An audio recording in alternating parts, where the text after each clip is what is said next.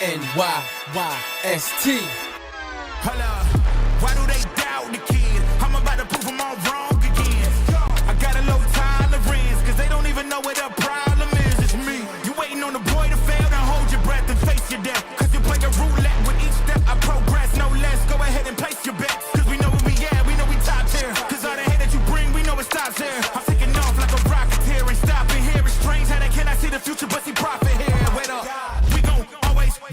Promise that that's not a promise, yeah, that is a threat. You know that I promise to bring the team commas. Welcome everybody to the first edition of the NYY Sports Talk podcast. You can find us on Twitter at NYY Sports Talk. We are your one-stop shop for all your New York Yankees news, notes, banter, discussion. Basically, if it's about the Bronx Bombers, you will find it here at NYY Sports Talk. From 1 to 500. Welcome back. This is episode 500 of the NYYST podcast, and we are live here on NYY Underground. I am your host, Christian, and he's back, my co-host, Chris. You. And there he is, my other co-host, Sem. What's up? And it wouldn't be a celebration of the NYYST podcast if we didn't send SGR on assignment right before the show started. We had to. We had to. What's up, everyone? Chat, if you're here with us live celebrating episode 500, hit the like button and subscribe to NYY Underground. And if you're celebrating episode 500 on your favorite podcast platform on Friday morning, make sure you are subscribed and leave us a 5-star rating and review there as well. Chris, Sem, we have made it. I've said this numerous times. I didn't think we were ever going to get to 50 episodes, and here we are, number 500. This is I'm not I'm not one to toot my own horn, but I gotta say, bro, this is a big accomplishment for us. We've persevered through a lot, and it's all through the support and love of everybody in the chat, everybody listening to us on their favorite podcast platform. We wouldn't still be here without you. We do have a big announcement regarding the history of the show. We will get to that at the end of the show. So we're just going to have a lot of fun here tonight. So you haven't been around in a hot minute, Chris. What's going on, bro? Nothing, man. I apologize if I'm like looking up a lot, but I put the show on. Oh boy. All right, let's move on to Sem. Sem, what are you doing, bro? I am I'm just hanging out in my basement, hanging out, watching for the rain. I feel freezing cold. I hate this weather. I miss baseball. How about you? I don't know, bro. We were all excited for episode 500. This guy made one appearance this year right after the Dodger series, and he chunked out in less than 3 minutes. So that's it wouldn't be the NYYST podcast without something going awry here. So we'll just, until Chris comes back, we'll just kind of take it along here. I don't really know what you want to talk about tonight. Usually, I know that's my job to kind of figure everything out here. But I guess we could briefly touch on the World Series here after last night. The Toronto Blue Jays are a game away from being the 2025 Major League Baseball World Champions. And I guess we'll take it from a Yankee perspective here. And a lot of fans are saying that they don't feel so bad about the Yankees, the way they performed against the Blue Jays based on how the Dodgers are performing against the Blue Jays. And I got to say, I still feel pretty terrible about it. It doesn't matter to me what the Blue Jays did. They did it to us, and it didn't kind of erase any of that. So, I don't know, Chris, you were kind of the guy that said to me that, like, you were rooting for the Blue Jays in part just to say the Yankees lost to the eventual champions. But does that really make you feel better about the season? No, I never said I'm rooting for them. I'm not rooting for them. You're going to make me get the text? I'm not actively rooting for them. But if one team has to win, I want the Blue Jays. And no, it doesn't make me feel better about it. But I'm picking my poison here, I guess. Right? Like, you got to find a silver lining. One of them is Yankees lost to the best team. They're still in my opinion, the Yankees still should have won, no matter what happens.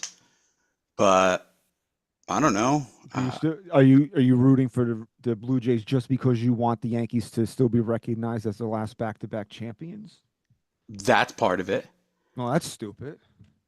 That's part of it. No, because uh, I'm about to sound like an idiot, but who's the last team in any sport to do it? Did the Chiefs do it? I don't know if they ever went back to back. I don't. I think it's the Yankees. Well, for sure, obviously, Major League Baseball. I don't follow. No, there had to been. Didn't the I feel Lakers like it's the win? Lakers or The something Lake, like that.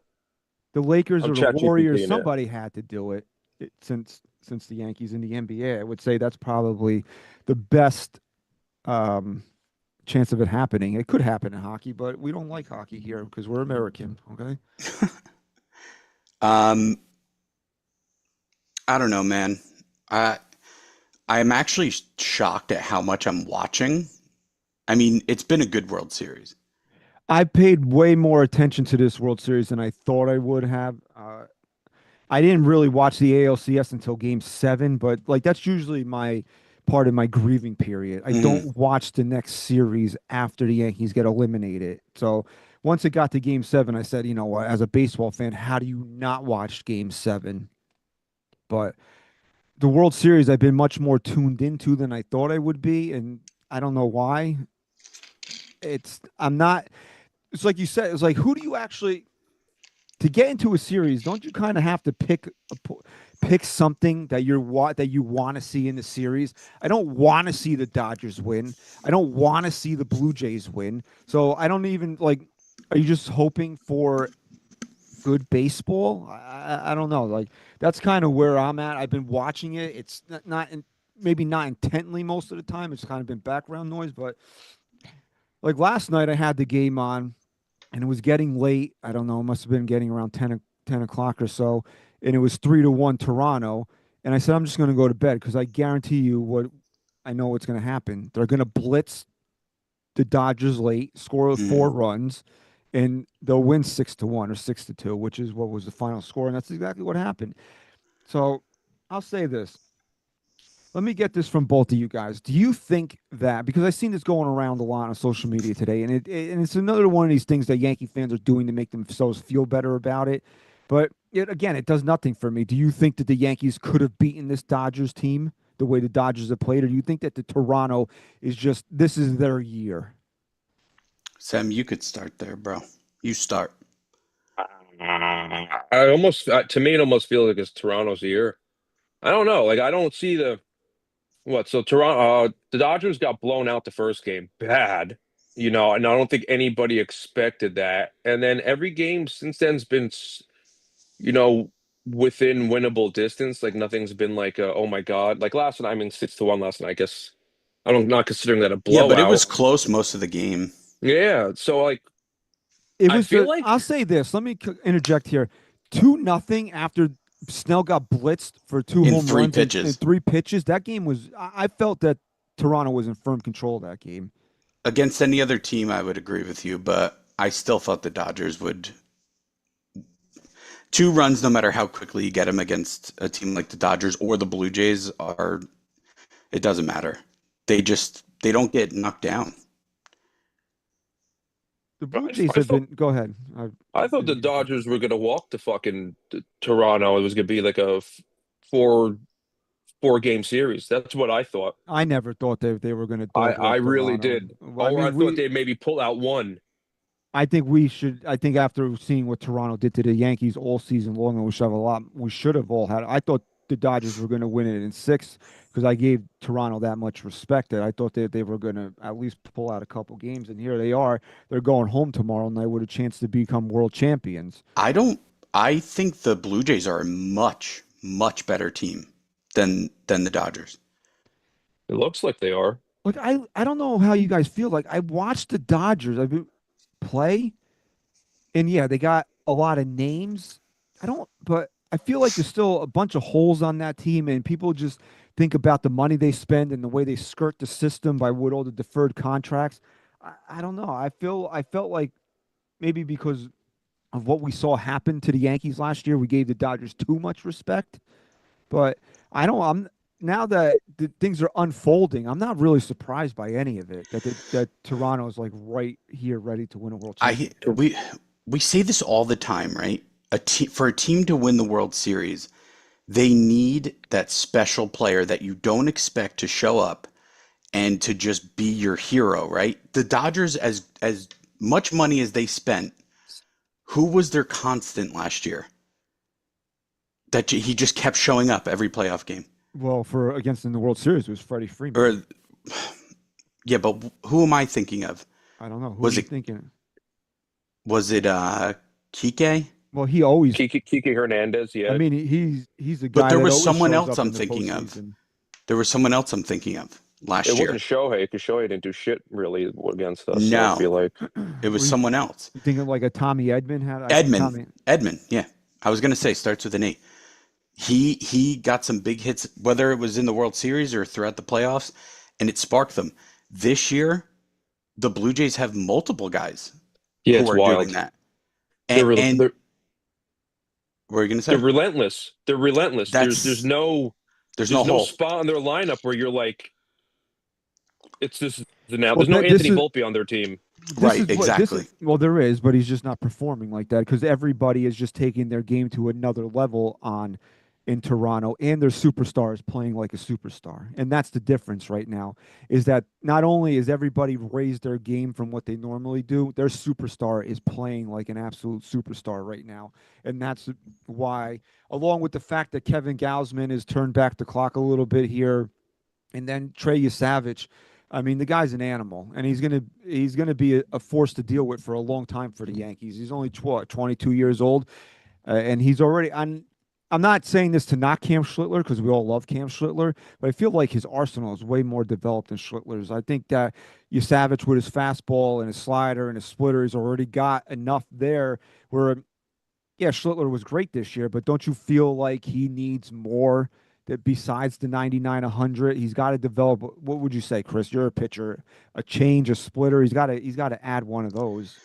Yeah, the problem is like so you saw Blake Snell last night. What does he top out at? Fastball mid to I would say he's probably mid 90s. I didn't pay close enough attention to him. I don't care if you throw 105 when your opponent has the scouting report that you throw first pitch fastballs and that's their game plan, they're going to force you to change it up. And that's exactly what happened.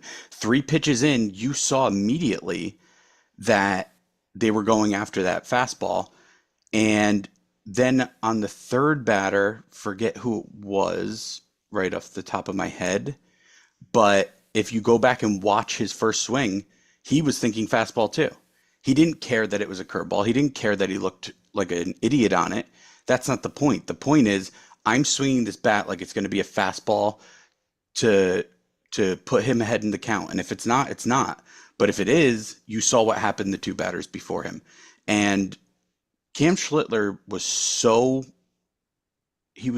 good, so dominant against the Red Sox that you're hopeful, of course, and I think he's going to be a phenomenal pitcher.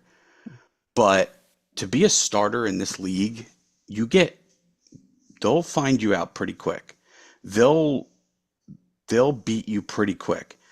And you're hit with adversity, you better adapt just as quick, or else you're going to get eaten up. And if I'm Cam Schlittler and anyone in the Yankees organization, my number one goal in the offseason is developing at least one pitch for him, because with that velocity, if he can come in like you saw Chapman do it with, when he started to develop that slider, most of the time he couldn't throw it, at least when he was in pinstripes, but when he could, he was unhittable. And Schlittler's going to need that. If he's going to be a starter, I want him to be a starter. I don't want to just start talking about throwing him in the bullpen. He's too good for that. Who said that?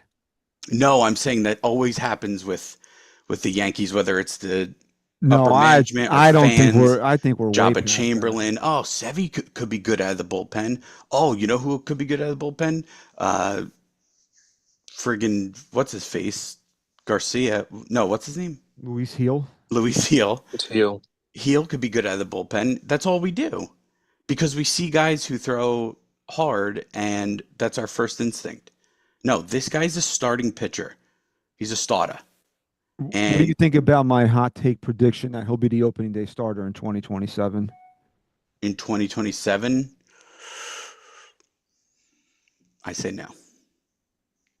You think they'll give it to who? If everybody's healthy, you think it's Freeds? Yeah. Yeah, You think, because the Yankees are notorious for no matter what your eyes are telling you, if they're paying a guy like an ace, they're going to treat him like an yeah, ace. but I'm looking at 2027 as the changing of the guard here. I've Christian, I sure as hell hope so, man.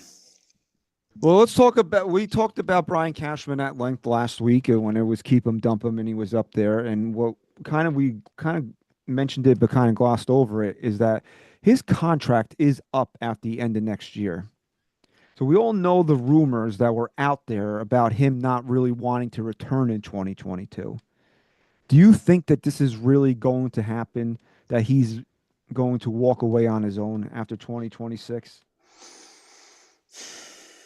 I'd honestly have to think about it before I gave like an in-depth answer, but So we'll let Sam give us an answer then if you need to think about it here. yeah, please. I mean, realistically, so who wins the World Series? I think if the Dodgers win the World Series, there's going to be a bigger push for salary cap, right?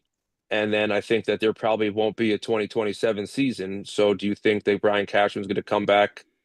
You know what I'm saying? I think that that's going to play a little bit into it, where maybe Brian Cashman will walk off into the sunset if there really is a lockout. There'll be a season. There's too Yeah, much at yeah, stake for everybody. They yeah, might play. yeah. They might piss. They might get into a pissing contest like we didn't. We saw it a couple years ago, Chris. What year was that? That it was the last lockout. 20 Was that after the COVID season? It was No, it was 2019. 2019. It was during the COVID season. There's only 60 games, right? 60 some No, games. that's different. That's because No, it was the CBA was still intact. They were just trying to figure out how to negotiate how many games they were going to play that year. But there was an actual lockout not that long ago. it was 2019, I believe. I'm almost And positive. what did they do? Oh no, someone's No, I saying was gonna say, 2022 Really? in the chat. Yeah, no, it was later. I remember it had to have been after COVID. And what did they delay the season by like a week or so? Yeah, it ended March So 10th, I'm sure that 2022. we're headed down that path again. And remember how brutal those shows were that we were trying. Yes. How brutal it was just to be a fan in general. Remember, there was a point in time we didn't even think they were going to come back. Like it got to a point where we were like, they're never coming to an agreement. You have millionaires that need to get paid, and you have billionaires that need millionaires to go to work. So eventually, at some point, somebody's going to come to the table with something that everybody agrees upon. So I think there will be a season, whether it gets delayed a week, a month, whatever it is. They're going to play baseball in 2027. Yeah, I just watched the Expos documentary last week, and the fact that they canceled the World Series because of a strike is absolutely ridiculous, and I don't think they'll ever get to that point again. So they'll lock out. The owners will lock them out. We'll do this friggin' song and dance, and then we'll have baseball in April of 2027. I'll be willing to guarantee that. Um, yeah, I would imagine so. I would imagine so. I can't believe that was 2022. I knew because I was just scrolling on our TikTok page, which if you don't follow us on TikTok at NYYST podcast, and the this is only the second or third year that was doing stuff on TikTok for the podcast, and there was videos about the lockout on there, so it couldn't have been that long ago. But Look, I went to everybody's saying it's opening day. 2022. Oh, I went to opening day 2023. I can't even remember 2022. I can't remember 2024. Well, 2022 was 62, not home runs, okay, and then very forgettable Did you postseason include run. his did you include his No, we don't include postseason home oh, runs here. sorry, I thought we did. No. Just preseason home runs. Oh, okay. What about home run derby? Yeah, we count all that shit. I was Okay. told, numerous people told me that that's absolutely ridiculous, that that's only an exhibition and it doesn't count. And how could you be so stupid to make a comment like that, that we don't count home run derby home runs? I mean, let's count career home runs. How many did he hit in high school? True. True, bro. So my answer is this. It's as simple as this as far as Cashman.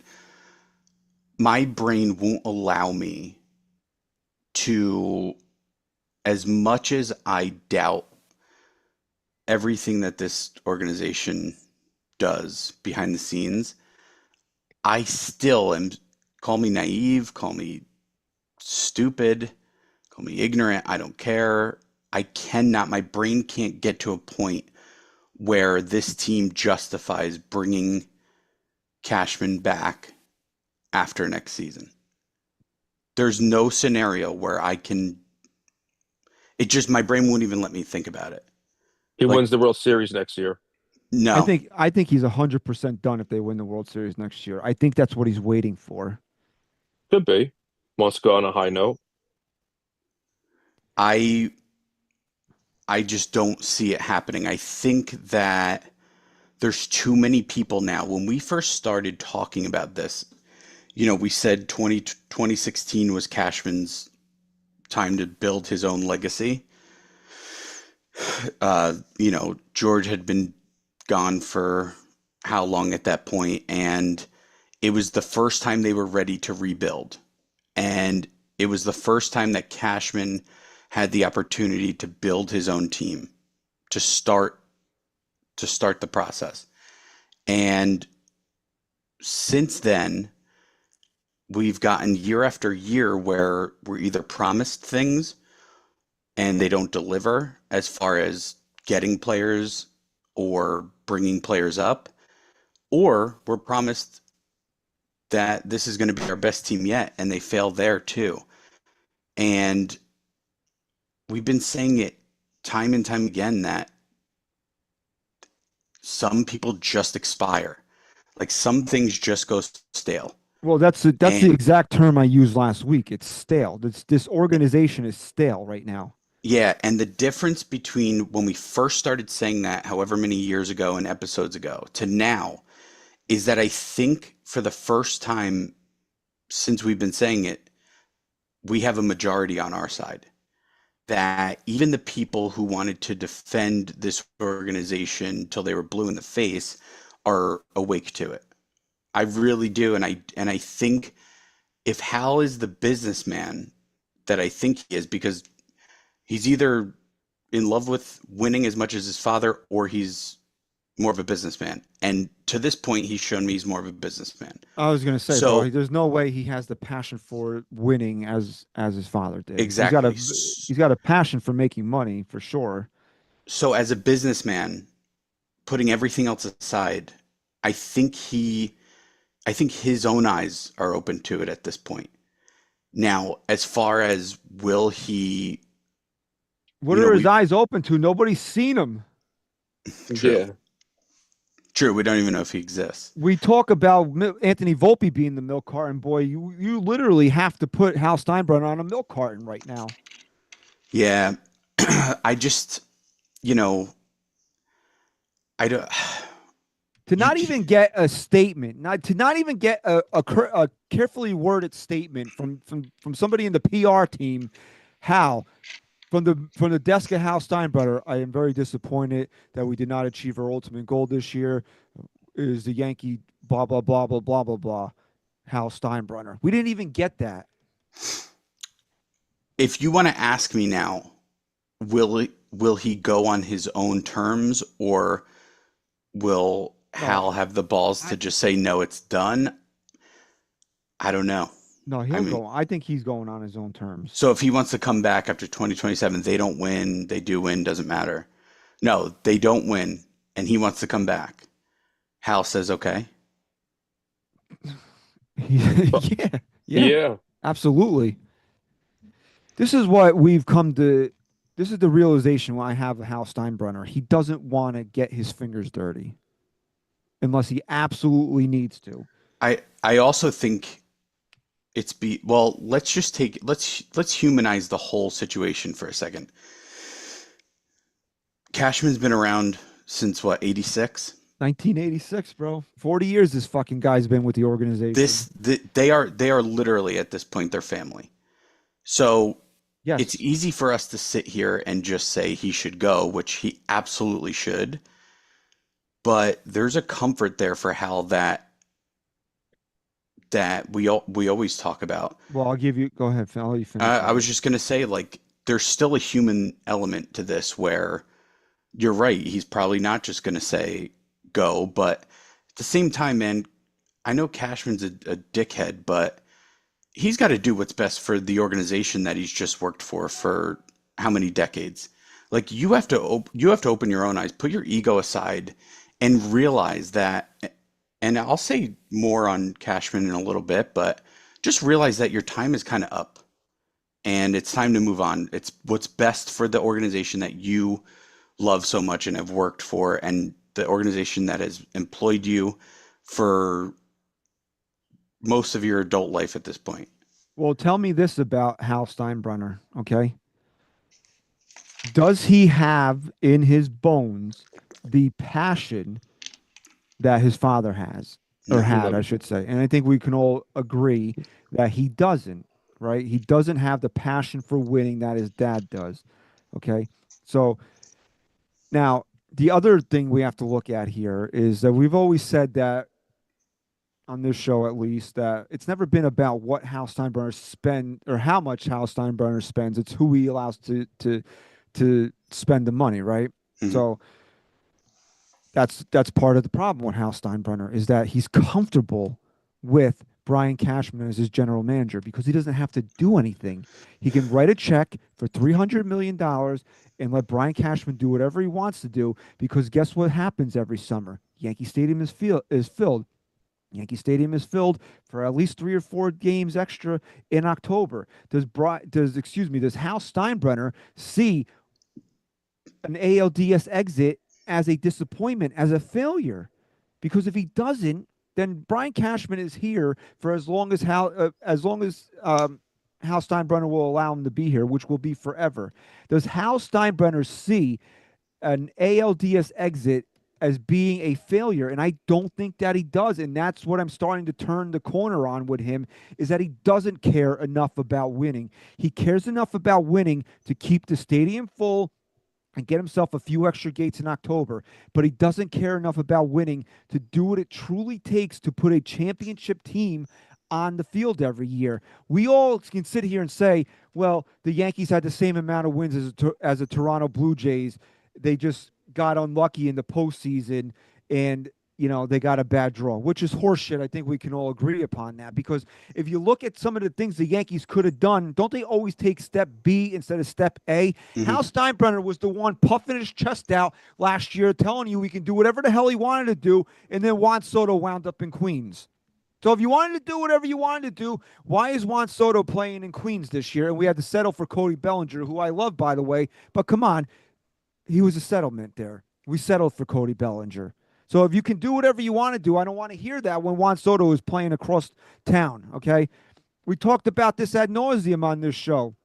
In fact, I sent you guys a clip of this yesterday when I was scrolling through some things, talking about Freddie Freeman, Matt Olson, and Anthony Rizzo, all available in the same offseason. Who did the Yankees wind up with? Mhm. Why? Why did the Yankees wind up with Anthony Rizzo in that offseason? Now do the shortstop season. Well, do we really need to go down that path again? Look, I got Sam. I don't know if you want to contribute to anything he just said, but I have something to say, and it's a little lengthy. So, if you have anything that you want to say, I mean, you could go. I mean, I could bitch about them and everything that they got going on, but like, you could go first. I kind of disagree with you on some of the stuff you just said, and here's why. I actually think that Brian Cashman. I don't disagree with you on the Plan B shit. You're 100% right. I actually think Brian Cashman fielded a championship caliber team this year. I'm not disagreeing with you on that. I think that this was a very good baseball team, It but was it was a very good baseball team who should be in the World Series right now and who should win it all. And it opened my eyes to the fact that as much as I can sit here and bitch that they went with Rizzo or they chose to stick out Volpe instead of going after a shortstop or Juan Soto walked and went to Queens, the biggest issue, and I didn't realize, I always knew it was an issue, but I didn't realize how much of an issue it was until this year, is just the overall philosophy of this team.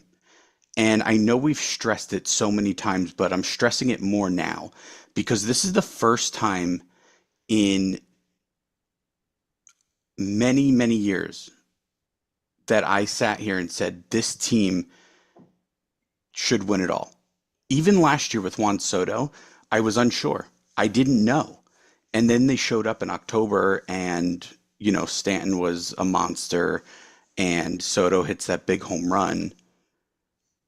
But this year, I looked at this team and I said, Cashman actually did a really good job.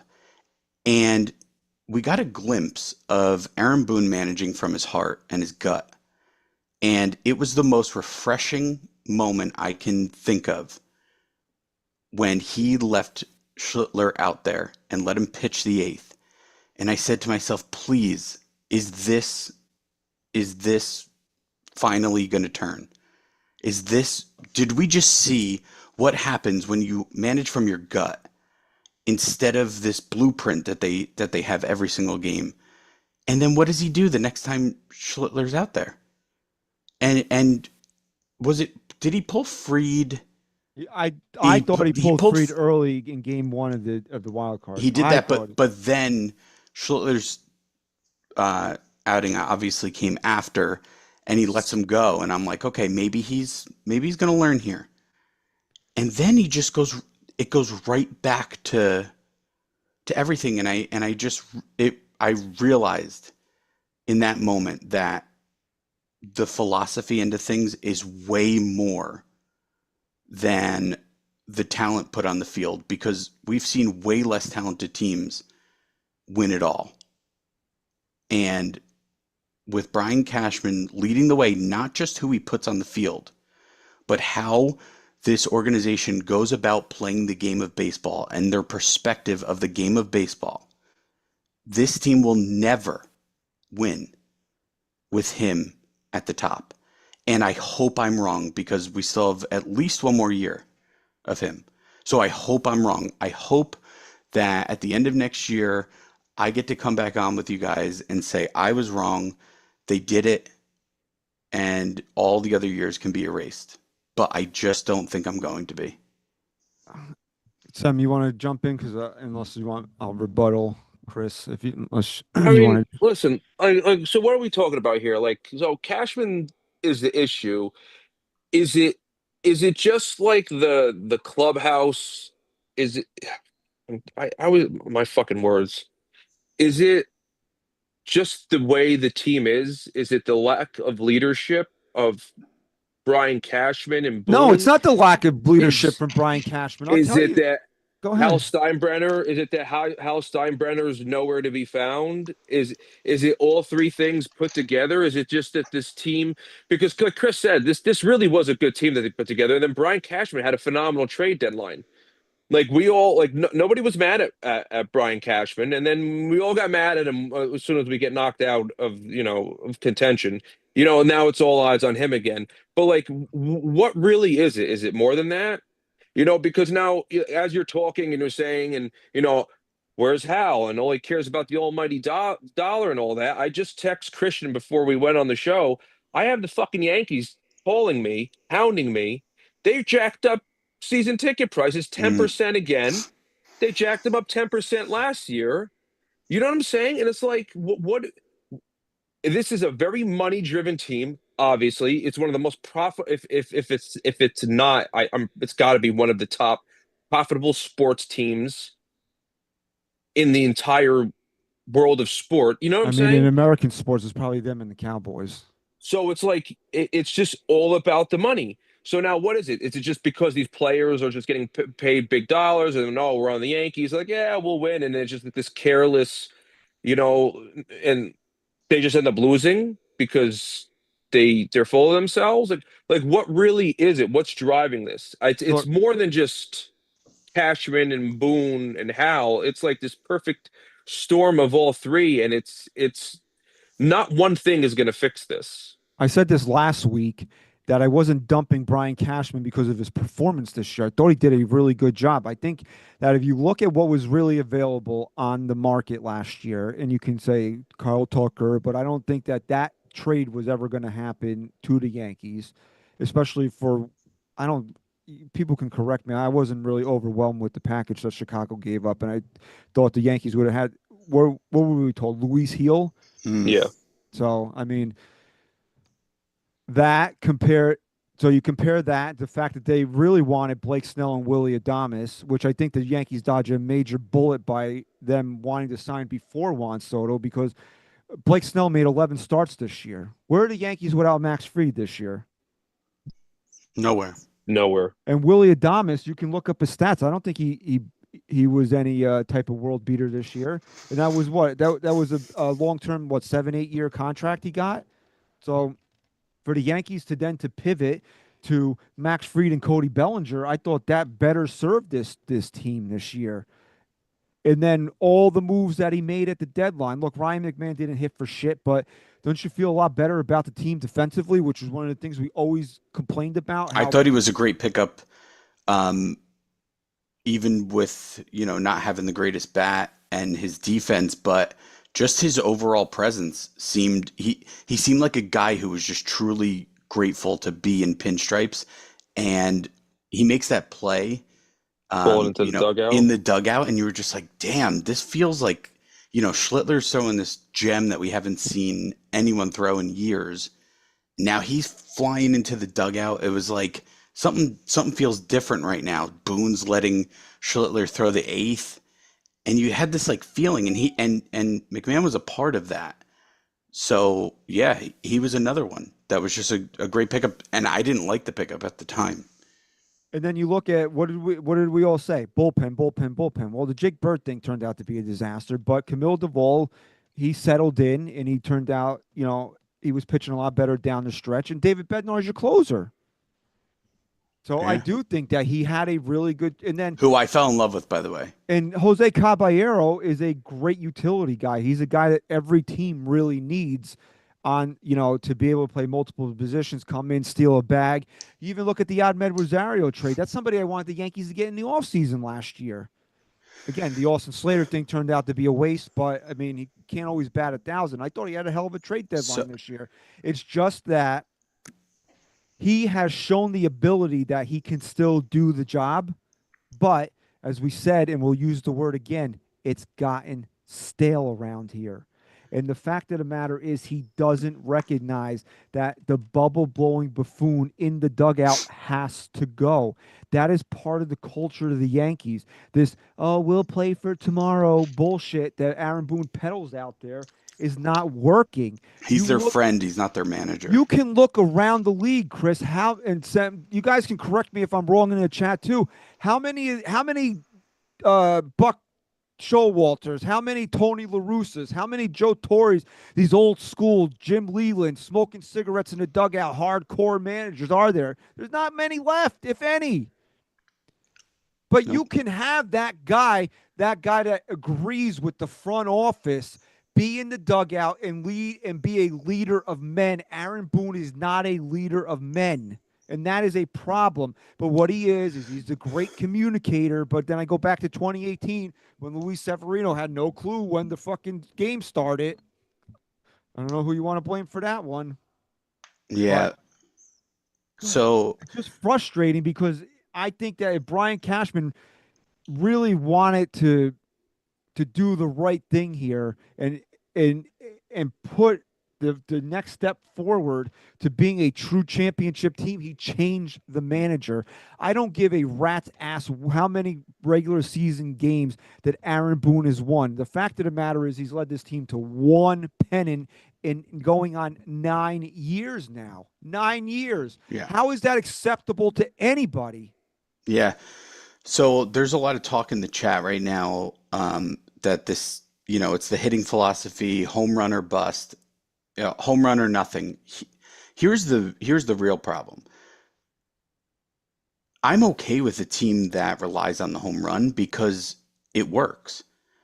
There's a lot of teams that, Go look at who wins in the postseason. right, that are hitting all the home runs, and that's how they're winning ball games. The problem is with the nothing. The Yankee part of this philosophy doesn't focus enough on mitigating the nothing. And when you break down, when we say the term philosophy, it's simple. It's their approach.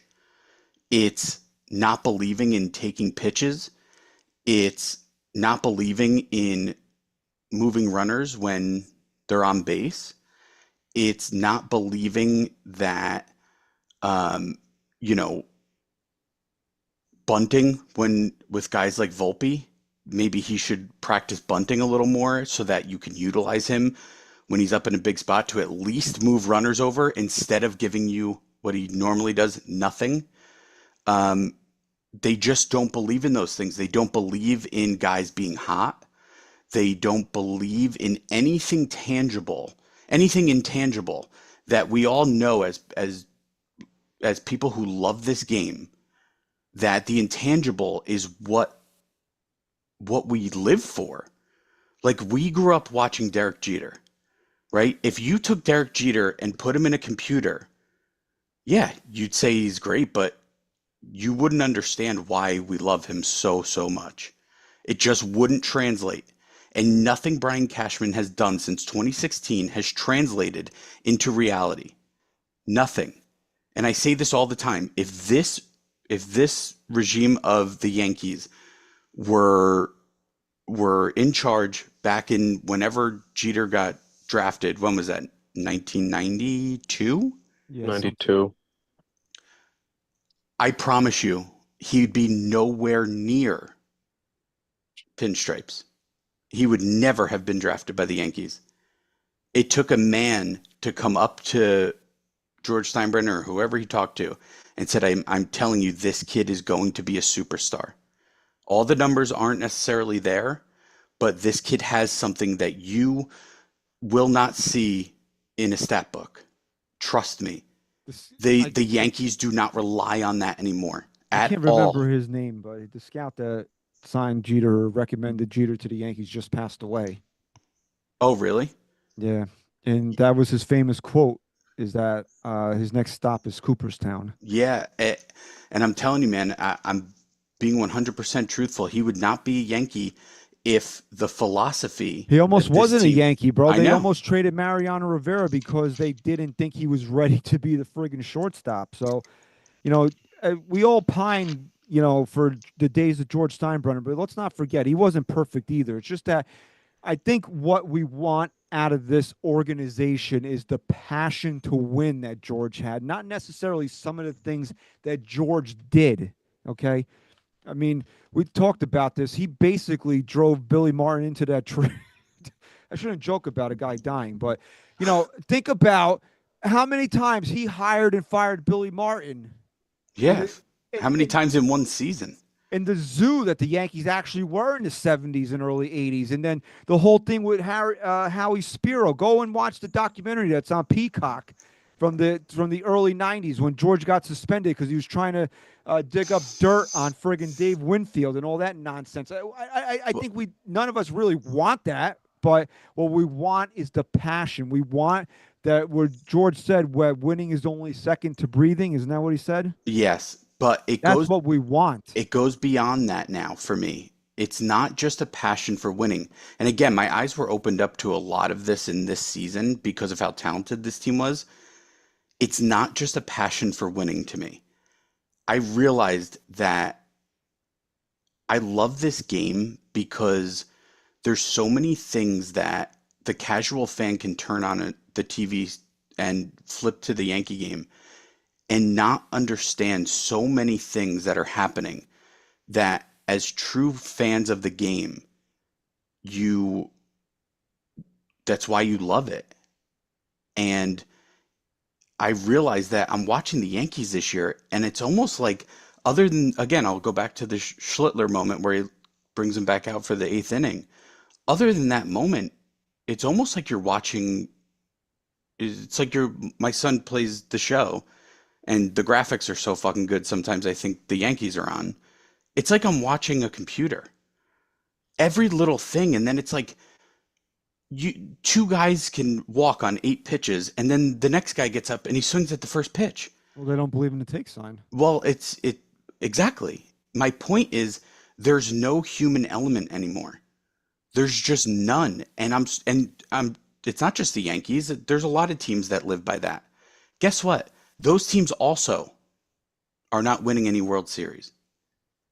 And without the human element, you almost lose some type of connection that you're hoping for. Like, I'm sorry to keep bringing it up, but how amazing was that when Cam Schlittler came out for the eighth inning of an elimination game, when 99 times out of 100 he's not coming back out there, and he does.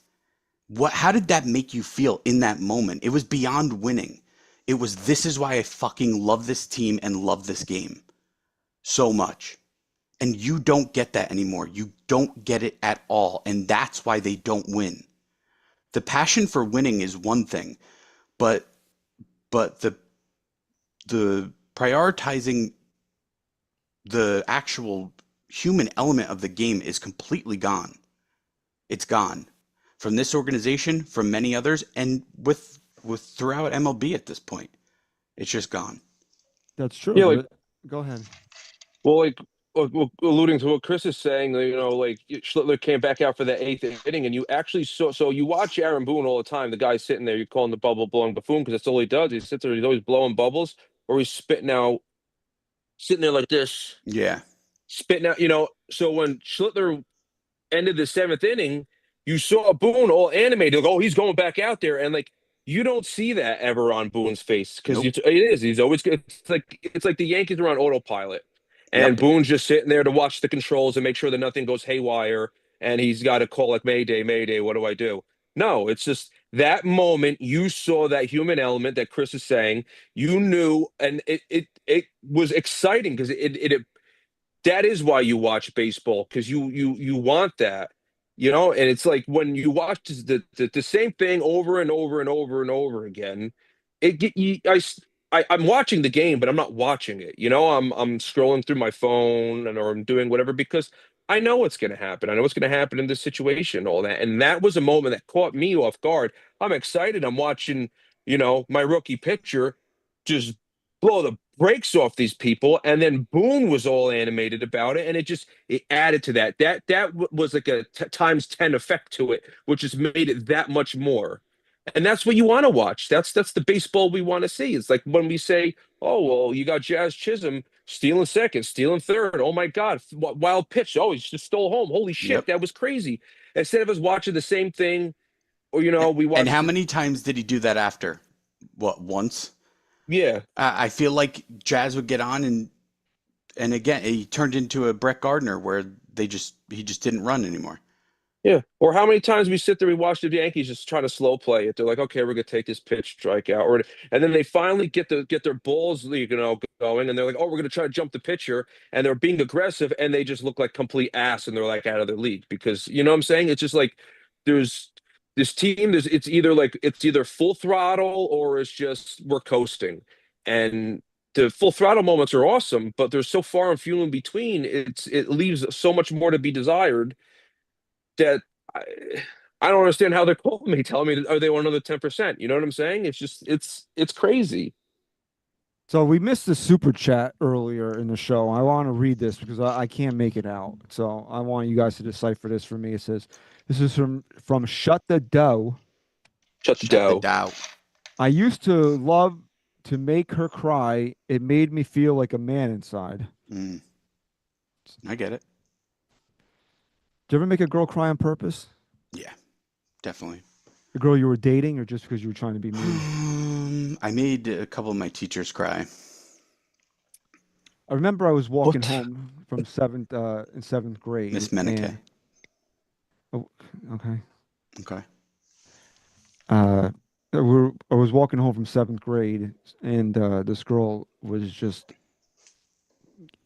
giving me a hard time about something. And I was getting ready to walk into my house. She goes, "Go inside to your dysfunctional family." I go, "Dysfunctional?" I go, "At least my parents are still married." And Wow. yeah, Were I, her parents were divorced and you knew it? I knew it, and That's I fucking went good, dude. right in there, and like not even 20 minutes later, my mother's getting a call. I was Nice. outside, and she's like, "What did you say to this girl?" I said, I went for it." Yeah, dude. You got to go all in at that point. I know Sem's definitely made a girl cry on purpose. No. Never once. I That's not true. listen. Somebody, I want to be very vague when I say this, but somebody was asking me a question once, and it was like, why? And my response to her was like, well, you know how everybody drives their beater piece of shit car to work every day, and then on the weekend they take out their fancy, convertible. I said, you're the beater car. Yeah, it's So fucking I mean, like that's probably yeah. I mean, yeah. we've definitely all But been now we're all dads and yeah. And husbands. talk to my daughter like that, I'll kick your fucking ass. Right. Yeah. The two of you have Uh, 87 kids combined. I just have the one. well, I hear one upstairs crying right now. He better start behaving. You named him after you. What did you think he was going to be a I didn't good name kid? him shit. Uh, That's my wife. I didn't want him to have my name. I thought he was gonna let's tell the story. This is episode 500. Let's tell the story. The story, I want to name my son Luciano, and my wife says no. They're gonna pronounce his name all wrong.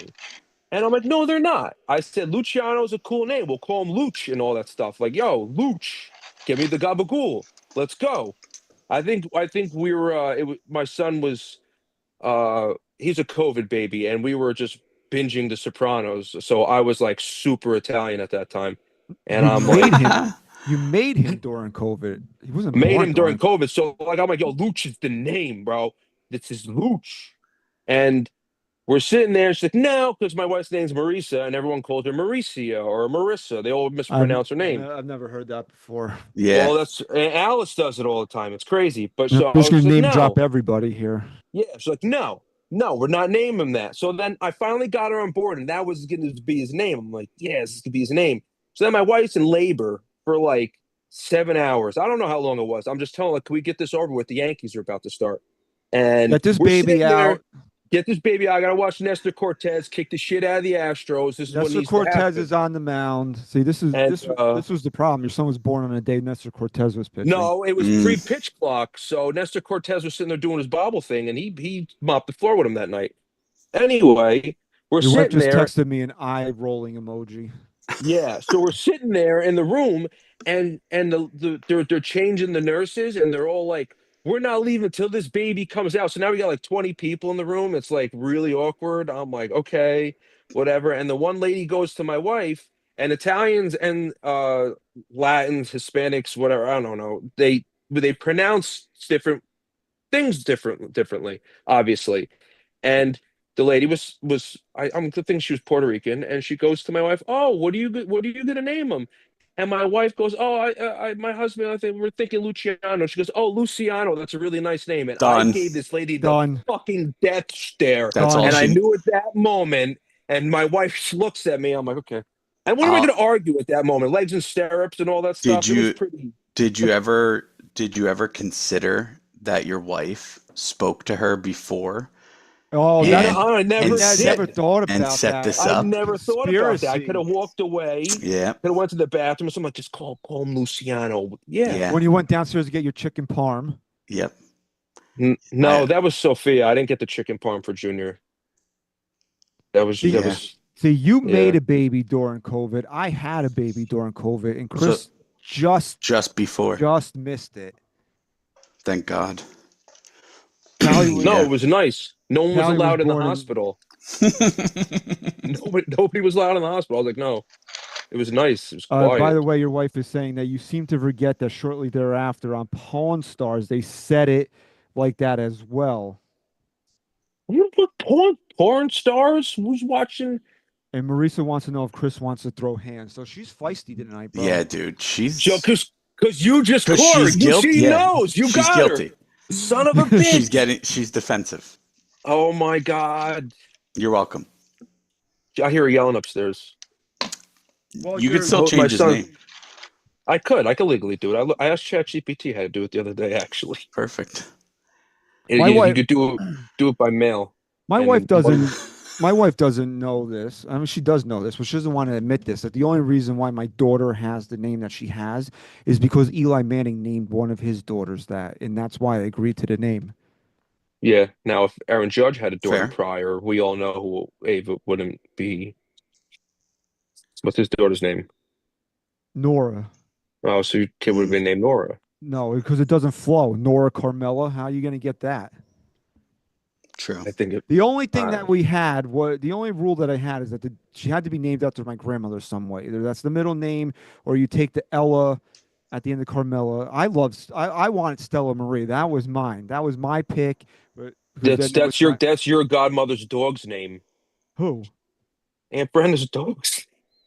No, Another name drop. Thank God. bro. The way Uncle John goes through dogs, bro. There's no way that you should expect me to remember any of those dogs' names. I think it's because she likes to drink and she likes Stella. How many dogs did Uncle John go through? What guy? The electric fence. It drowned in a pool. It just ran away. That was all in like 2016. Yeah, yeah. Your wife says, "What are you?" She's yelling at me. Don't make me come down there. I'm in Little Falls. So you, what are you? She won't. She won't. She won't. She got caught. She gave that nurse like $20. She was Mhm. going my purse here. No, women don't have to bribe with money. Oh, they just knew. They're just a they looked at unit. each They're a other. unit. She just Yeah. said, "I need something from you." No, she said, "Topple the patriarchy." True. Trust me, bro. You're Yeah, gonna now name it's this. You're gonna name this after a cis white male again. Oh man. oh man. Yeah. We all have Porn all stars. our children are named after family, right? You know, Mhm. Sophia's named after your grandmother. Mm-hmm. Marisa, that's how that came about. Junior's named after you. I don't know where the hell. Well, Jack's middle name is Ryan. Jack is for John. We just have too many Johns in our family. You have okay, and then Uh-oh. Callie is short for something. You're in Caroline, which is trouble. my I'm in wife. You're in trouble. trouble. You're in Who? trouble. Ha! She's, she's caught, bro. I paid her What? Lower your head. I can't hear you. his name to be Go Lorenzo. down further. This show's off the rails. I know exactly what he was gonna do.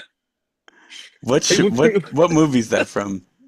Oh, He says he Bill can't hear Hader. you. You gotta talk closer down yeah, here. it's Stop. forgetting Sarah Marshall. Yeah. That's recorded. She just hit me. Okay, well, 10,000 people are going to consume this in the That's it. next day. So I'm abused. I'm abused. That's your spouse. leverage to change the name. Yeah, we're going back to Luciano. did you really think that episode 500 was going to be an hour of just Yankee talk? We knew we had to go off the rails at some point here. Yeah, and plus, like, what more is there to talk about? Just another disappointing season, and we're gonna get one again, guys. But guess what? All three of us are Gonna tune in. are three assholes who love torture, apparently, and will still be Masochists. there. And once that first pitch is thrown, we're all gonna go, nah, maybe this year's the year. You know what? You owe her because she called your bluff. She came down here. Don't fuck with a 4'11" Italian woman, okay? She's 5 foot. Yeah, when she's Five, standing on her don't- tippy toes. Yeah, I've she's met her. great. I've met her. I know. Oh, the first time Christian met Marissa was, I think, was at a Yankee game. And Mhm. Luis Severino was pitching. That's why I always like Luis Severino. Was that the first time I ever met her? Yeah, We were going to a Yankee game. we're going to a Yankee game. I mean, that's what it's why I think that we're so like when you go back with us, and you think about so many different things and parts of your life. Like, what were you doing? Like, oh, I was watching the Yankee game and this happened, or I was at the Yankee game and this happened, or we were at a Yankee game this year and we were stuck in traffic. So Christian's cousins decided that they were going to pick up a parking block and move it, and we were going to, you know what I'm saying? It's They're like, not my Well, cousins. listen. What you're saying right now kind of brings it full circle because I just talked about how we don't have that human element anymore, and that's why we love the game. When we feel like we're watching a bunch of robots, we don't connect with all those. The reason we love this team and game isn't because of, yeah, the World Series sure as hell helped, but there's just as dedicated Cubs fans up until they won in 2016 and Red Sox fans before they won in 2004 that were just as passionate. You have those moments, you have those throughout your life. Like me and Christian say it all the time. We know why we're Yankee fans. And when you don't get that enough when you're watching a team, whether you want to admit it or not, there's a disconnect. I don't feel the same way about this team as I did, you know, years and years ago, not just because of the World Series, but because of how everything is run right in front of me. I don't have that same connection, and I want it. I want it back. 5 foot and half an inch, I was just told, is the oh God. official height. No, like you go into Yankee Stadium and like you got to spend like all this money to go there, and like you want your kids to enjoy this stuff, and this is why you get so frustrated with it, because it's just like you pay all this money to watch a team lose in the end. It's not like I'm going to, like we go to Somerset Patriot games, we pay $1 for a hot dog, and me and Christian are up there online. We get like three or four of them. Like, it's like cool. You go to Steve Sharipa night if you really wanted to, and you get to go. It's like $60. You get in, you get a bobblehead, you can meet the guy and all that. You're gonna sit there and bitch and complain about how people pronounce Italian names and you call him Sharipa? The fuck's his last name? I don't know what his last name is. Sharipa. No, I think it's Sharipa. No, I talked to him personally. But Sam, Oh, you could even go beyond that. And I'm not ripping the new Yankee Stadium, but I was trying to explain to my son the other day. We were watching the Jeter documentary, and they at one part they were talking about the feel of the old Yankee Stadium, and I looked at mm-hmm. him, and he looked at me like I had 10 heads because he couldn't comprehend what I was saying. I said the best moment that I can remember as a kid was your first game of the year, walking in, getting a program, and then going to your seat and walking through that tunnel and seeing the green grass for the first time and walking out. And it just had this feel that I'll be 37 in a couple months. I remember it like it was yesterday. Like I What? remember it, that just simple thing I remember, and you don't get those same moments at the new stadium. Because when you walk into the new stadium, you basically see the field, and it was like that anticipation of walking through that tunnel and seeing that grass for the first time. Yep. And it even goes before that. The minute that you went through the turnstile and you smelled the piss and hot dog water, and that you Mm-hmm. knew that you were in the Bronx. Yep. No, Yep. like now you walk into the stadium and team store, you go to the right, team store, and You it's spend it's it's $400 before you even get to you your seat. get this look, and we got this conveyor belt of you could get your jersey made here, and it's like how they say Vegas is set up, the casinos are set up to make you spend money and all that. You got to go through here. It's the same thing with the The Yankee Yankee Stadium. Stadium is a tourist attraction. This is Mhm. It it is what it is. Let's be honest. It's a tourist attraction. We talked about this last week. The Yankee Stadium is going to be filled for the majority of the season, whether the team is good or not, because people come in from all different countries, all different parts of America, because they want to see the Yankees. They Yeah. want to Oh, see. They want to be a Yankee Stadium. It's a place to go. It's basically Disney World of baseball, and that's what you get. You get the big corporate things. That's why he couldn't let out Aaron Judge go, even though if it was up to Brian Cashman, Aaron Judge would be San Francisco right now. So That's what it is. I mean, let's be honest Yeah. about it. And we as fans, as fans of the Yankees, since we were swimming around inside our father's nutsacks, are trying to battle this idea of the corporate Yankees versus the passion of being a Yankee fan, and can those two things coexist, and it just doesn't seem like they can right now. Is that how Steinbrenner builds a baseball team to make money, but does he build a baseball team to win championships? I mean, Well, not until he gets embarrassed. but Realistically, But what is embarrassing? What's but embarrassing but to you is not what's embarrassing to him. embarrassing to him, but no, because he's on a yacht right now. Because hold on, did you not get embarrassed when they got swept in 2022, or when they missed the playoffs in but 2023, hold on. or how they got their dicks kicked in the World Series in 2024? But hold on, you're contradicting yourself now because we just said this team could have and should have won the World Series. It's They not could about have. building the. It's But not they about. didn't. I understand that, and so now we have to stop with the, you know, building the right team because I thought they did, and so it just goes to why, and again, it all falls on the philosophy. If you're gonna rip Hal for anything, again, full circle because we've said it a million times. You said it on the show. It's not how much money he spends, and it's not even who they put on the field because they were a really good team. It's about the philosophy and who he employs to put that philosophy forward. Listen, I'm not disagreeing with you, but when we talk about the passion for winning, to building a good team versus building a championship team, where this team that we thought was really good is Cody Bellinger, who I love, Juan Soto. No, but it doesn't. But This is what I'm saying to you, though. but What I'm that's saying but to you that's is what we're the saying. passion for winning isn't not being shown by the talent on the field anymore. What I'm saying is, if you want to rip him for his passion for winning, then stop this philosophy, which only gets you so far. And he knows it does. He knows that this formula turns everything into a crapshoot. We love that phrase. Losers use that phrase, by the way.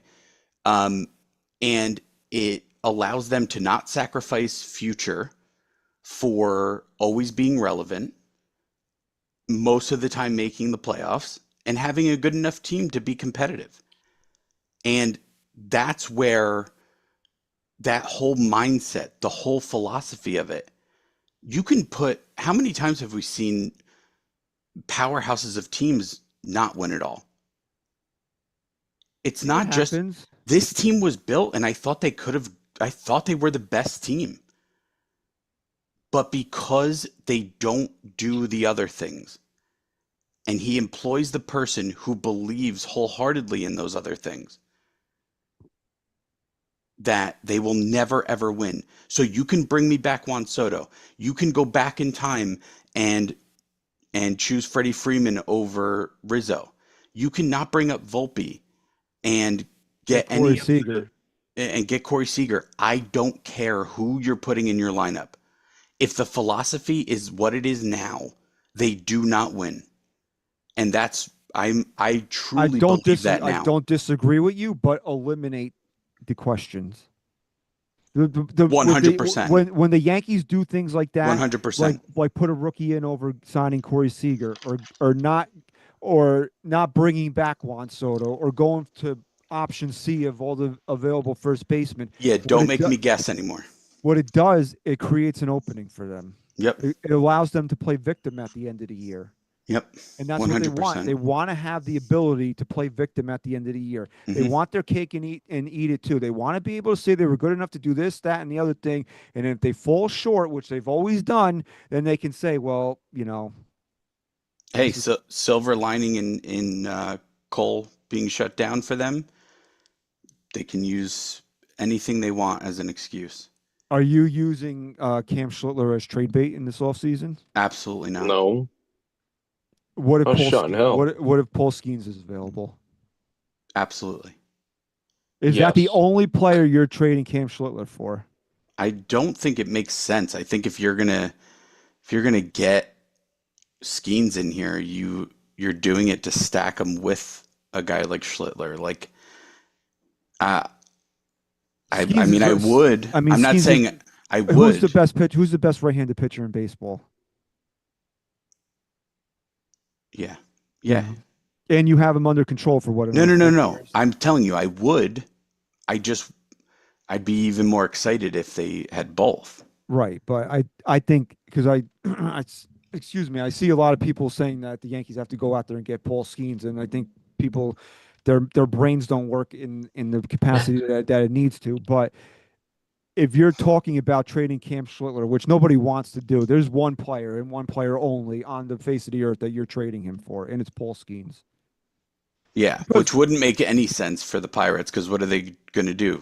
they're Paul resetting. Skeens, Paul No, Skeens him out of they're Pittsburgh because they've reset that's the what they clock. do. They'll get an extra 2 years of control on Cam Schlittler. They're just To do resetting the what with clock. them? To do what with them? Just trade them off when the 2 years is up? Exactly. That's what they do. That's Because let's end the baseball talk on this, and then we'll get into some other stuff here. Is that okay with you? yeah, bro. Because Tarek Skubal is probably going to be on the trade block at the winter meetings. For sure. Apparently there's a huge gap in between them and the between his agent and what he wants and what the Tigers are willing to or have offered. And I would say that Paul Skeens is the best right-handed pitcher in baseball because I think Tarek Skubal is the best pitcher in baseball.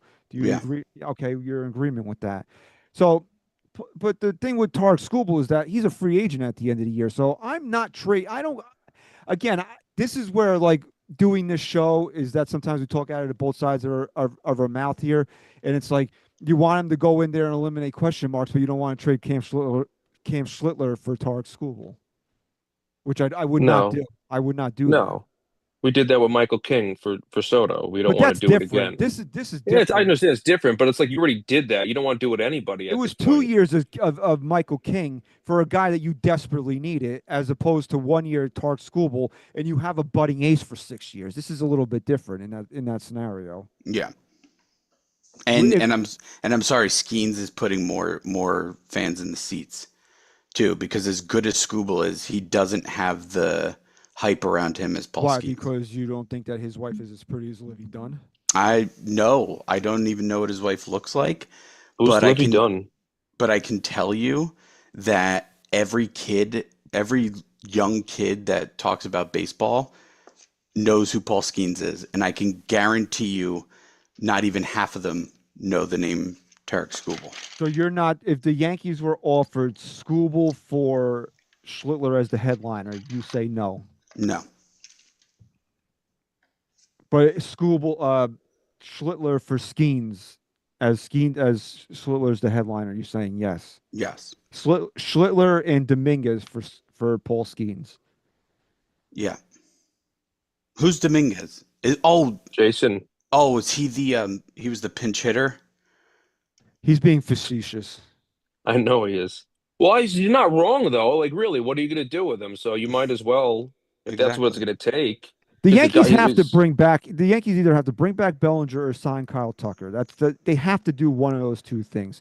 So yes. you have Judge, you have Tucker / Bellinger in the other spot. So somebody's got to play left / center field. So why isn't it Jason Dominguez? Do they or is it going to be, or do they give it to Spencer And Jones? if it's not going to be Jones, Dominguez, or any formula of that, any combination of that, then why not get both? I'm not against doing that. I mean, that's what we just talked about. Sign Tucker and sign Bellinger. You're the fucking Yankees. Why can't If you they do that? truly cared about not even making it as far as they did last year, when they had in my opinion, much better team this year, that would be the move. Or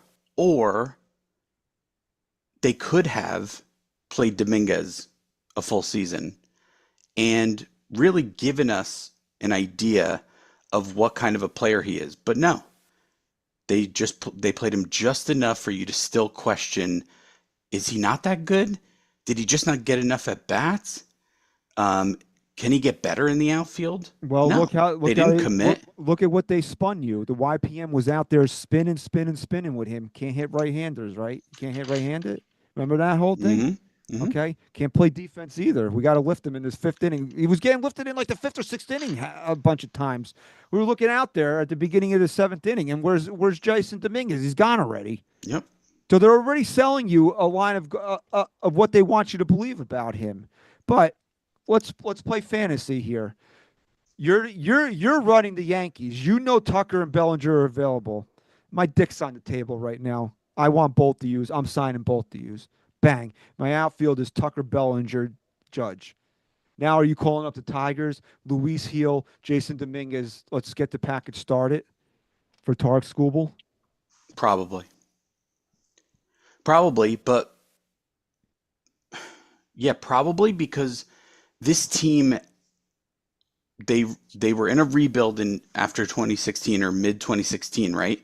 And since then, we've been in this like holding pattern of like, yes, we're gonna give, the rookies finally give the rookies a chance. Oh, we're also gonna go out and trade for Juan Soto for a guy who has control. But also Dominguez is gonna come up. Oh, this and that.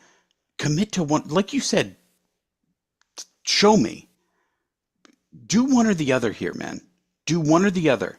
Because pretty soon, one of the greatest players we will ever watch is going to be a guy that is DHing, who hits half the amount of home runs, and we're going to be talking about how good he once was.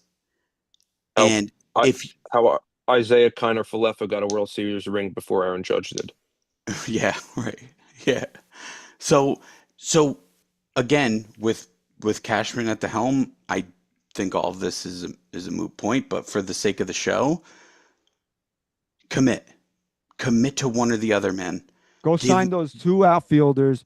Make a trade happen for Tarek Skubal, fuck it. and then if you lose, then I can actually sit here and say, you know what, They did it and they they sacrificed their future for it, and that's all you can ask for at that because point. if you have an outfield of Tucker, Bellinger, and Judge, and your starting rotation is Tarek Skubal, Max Fried, Garrett Cole, and Cam Schlittler, and you can't win a fucking World Series, then I will never watch another baseball game in my life. True. True. So, in case you guys didn't know, this is episode 500, the first episode of this show. We played a clip from it all the way back at 8 o'clock, the original intro to how different we sounded back in August of 2017. So, this is the big announcement here. The NYYST podcast could have been gone a long time ago. I believe it was 2021. We were getting ready to say goodbye. Hmm. And then, we met up with Pete and we fell in love with the vision Pete had for NYY Underground, and, we kept it going. And then Chris and Ryan had to step away this last year due to, personal commitments. And I could have said maybe that's just the time for it to be the end. I mean, we had a hell of a ride here. And then, obviously Sem stepped in. He did a wonderful job here this year. And anybody that loves this show and loves the energy that we bring, you owe Sam a debt of gratitude and a thank you, because if he didn't say yes, the show would have died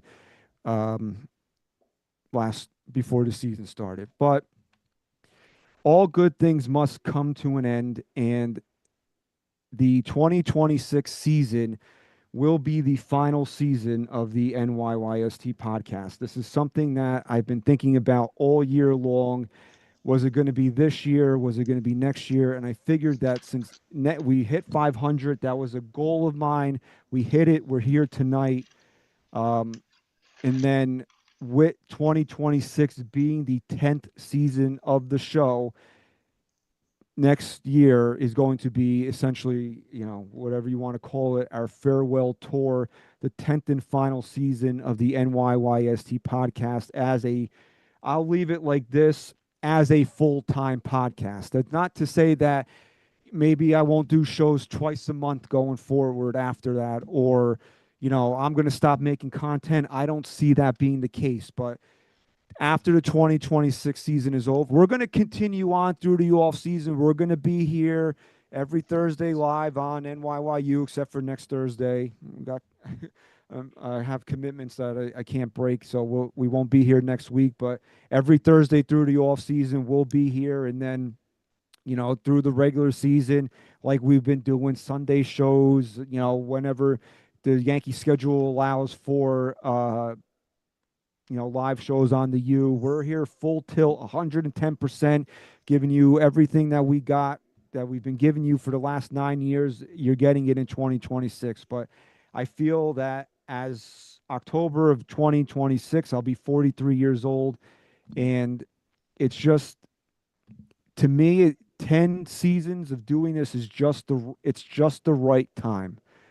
And there's plenty of people to thank for for this show lasting 500 episodes and lasting um, into 2026 and being 10 seasons. Obviously, it was Chris's germ of an idea back in 2017.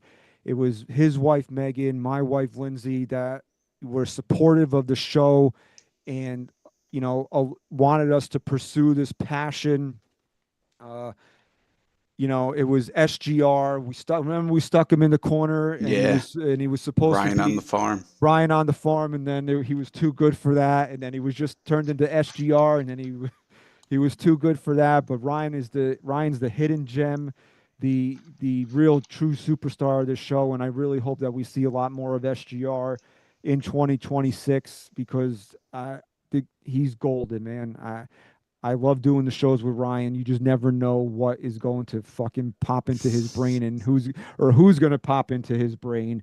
Um, Obviously, Sem, I have to thank because, like I said, if he didn't say yes to this last year, I probably would have said goodbye. We have to thank Odyssey. Odyssey kept us going too when they reached out to us and wanted to make us the official Yankee podcast of Odyssey, and that kept us going into 2024.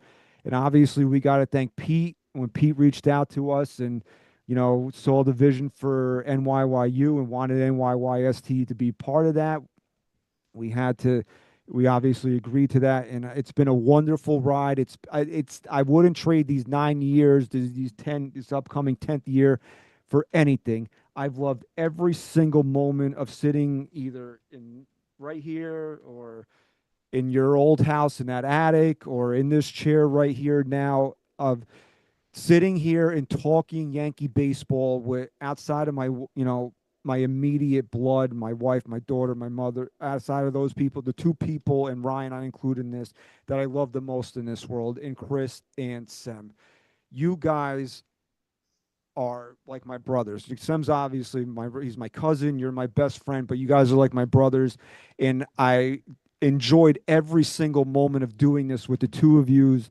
And this team is what is this team, when I don't mean the NYYST team, I mean this Yankee team, is what has bonded us together and is what has forged us into being more than what we were. I was always really close with Jason. I would say he was always probably my closest cousin, but I think our relationship has taken like this next step and this next level here when he started liking baseball again and started watching baseball again and started becoming a Yankee fan. So, it wasn't just like once a week that we might have been, talking bullshitting about whatever fucking maniac thing one of our other cousins did or some bullshit like that. It was, he had somebody to vent to about the Yankees. I had somebody to vent to about the Yankees, and now we're talking every day. Chris, I don't know if we've told this story probably 10,000 times. If Mark Teixeira doesn't become a New York Yankee, who knows where our lives end up? Because that was the moment where you were really the only other Yankee fan that I knew, and I was driving around, and I heard that the Yankees signed Mark Teixeira, and I popped into the pizzeria to talk to you about it, and that was when we were just baseball season friends. Remember, our wives used to joke, and then we became year-round friends. And now you're my brother, bro. All because of the fucking New York Yankees. So when you guys sit there in the chat and you wonder why we keep doing it, this is why. Relationships, lifelong relationships, were built and forged upon this baseball team.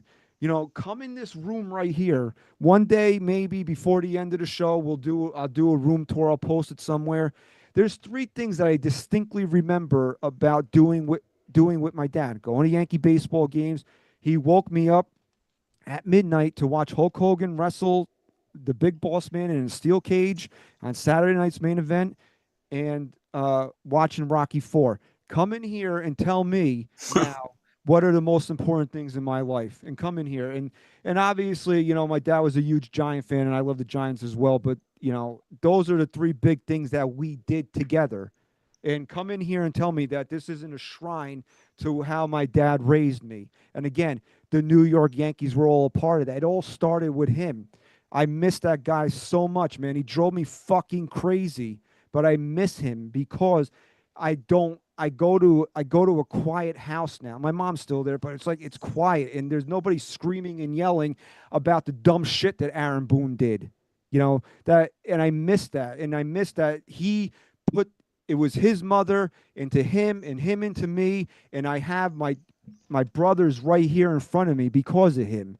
And that's why I can't turn this off. That's why I pass it. I'm trying to pass it on to my daughter, where she's asking me last night about watching the World Series, asking me about when the Yankees are coming up. And I'm trying to explain to her, we sucked this year. We didn't make it. She's asking me, when's Aaron Judge coming up? And I'm like, not till next year, babe. So that's the reason why. And the biggest thank you that I have to give is to everybody listening to the sound of my voice right now. The people in the chat, the people that are going to be listening to this on your favorite podcast platform on Friday. It's because of you guys. Every single one of you that consumes this show, that takes this in, that has been a fan, if it doesn't matter, from 2017 or you just found us this year, the fact that you guys are here every single week and in the chat and downloading the show, the support and love is I'm losing my train of thought here because I never thought that I would be somebody that would get recognized at Yankee Stadium. And I'm not saying that to that I'm some sort of celebrity, but this show and what it means to people is that, that's what happens now, man. And like, that is so awesome that we've grown this community. We built this community over the last 9 years. But as I'll turn it over to these guys, anything they want to say before we wrap up. Well, like I said, man, as much as I love it, it's time to also let it go. So at the end of 2026, hopefully we go out with a bang and they win the fucking World Series. And Chris, one of the coolest things is that through all this, we actually got, even though it didn't end the way we wanted to, we got to cover a Yankee World Series. Yeah. And I told Sam that I want that for you, and I want to be here with you and cover a Yankee World Series with you. But what I want more than anything is to sit here next year as we say goodbye to this, that we finally get to say those words that we have not said since 2009. And I want every single one of you listening to me right now to be a part of that as we say goodbye to NYYST in 2026 and hopefully raise that 28th banner in the Bronx that we've been waiting for since 2009. If only Brian Cashman had your mindset. If only he had the same outlook, because everything good comes to an end. And I kind of had, my goodbye last year on it. I knew it was just time for me to kind of walk away. Still doing everything behind the scenes, and I love doing it. But I think next year is a good year. I think it's, the 10th year sounds right. I plan on popping in more throughout the season. I didn't do one episode this year, I don't think. You were with me after they played the Dodgers. Really? Yeah. Oh yeah. It wasn't live though. No. Right. I plan on popping in a little more next year. Hopefully, like you said, SGR. But yeah, man. I mean, we started this from nothing, and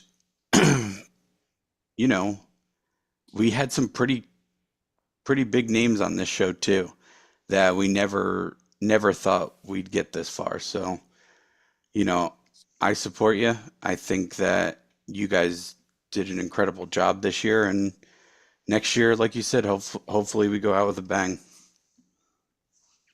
Sam, you want to say anything? I think I'm the original subscriber. I'm just here so I don't get fined. You were our biggest fan. I think I was your biggest fan. I was one of the first people to call in. It's just cool. I'm just here You just want me here, I'm here. You just want me to take a day off, I take a day off. It doesn't matter to me. I'm just I'm here for the ride. It's interesting. It's fun. Like Christian says, it's like, I've gotten back into baseball big time, you know, to go from having a really shitty baseball coach that ruined baseball for me, and I couldn't watch it for 15 years or something like that, to now I'm doing a podcast, once, twice a week is pretty wild. It's fun. I know I'm hard to listen to sometimes. I lose my train of thought because a lot of times I really am. I was Well, you like the smoked original glue for fan. Christ's sake. I mean, that's Well, I've probably done why. that. That was no, what was it? It's whatever. No, but my problem is a lot of times I just start listening to you. Like today, I was just listening to you guys, and it's like I'm listening to the first episodes. Now, I lose my train of thought when I'm doing that, but I try. But I'm here. I'm sure Christian will still be here after 2026. Maybe not in this capacity, but he'll still be here. He won't be going anywhere. I don't want anybody to get their panties in a bunch, but Christian's been doing this type of stuff for as long as I know him, and he's really good at it. So, and it's not something he's just going to walk away from and give up. I think it's part of him. So it'll just be interesting to see what it evolves into or devolves into, but we'll have some fun next year. We will definitely have some fun next year. This is something, as I said, that I was thinking about for most of this year, and I figured that 500 is the right time to announce it. And we want you guys to be with us every single step of the way in 2026. We'll be back here on the U on November 13th next week. Unfortunately, I have a couple of things that I got to take care of. Rocky 4 will be in theaters, okay, to celebrate the 40th anniversary, and I will be there. And then I'm heading to Philly to compete in the 2025 Rocky Run. So please wish me luck. For numerous reasons, you guys have been to Philadelphia, okay? So, Okay. I'm excited for next week. But we'll be back the following week here, back on the U. So, thank you guys so much, man. Chris, thank you for joining us here on 500, man. It wouldn't have been the same without you.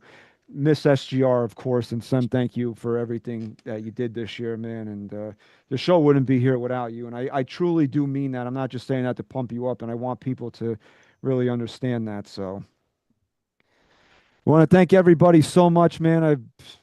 I can't thank everybody enough, and we'll do it like we always do here. We want to thank everybody for the continued support of the show, man. 500 episodes, and here's to the next however many are left in this show. And we want to, if you haven't done so already, in the chat, please like this video, subscribe to NYY Underground, and if you're listening on your favorite podcast platform, please make sure you are subscribed there and leave us a 5-star rating and review. I want to thank everybody for listening to episode 500. Chris, you play the SGR role. Okay. Sam, say goodbye. Goodbye. Can't make a promise, but I do my best. 25 sitting on 25 racks. Just got started, no, we ain't done yet. Bought a new crib, that's a goddamn flex. Sign that check. Told him last year that I been up next. Can't take calls, but I send that text. From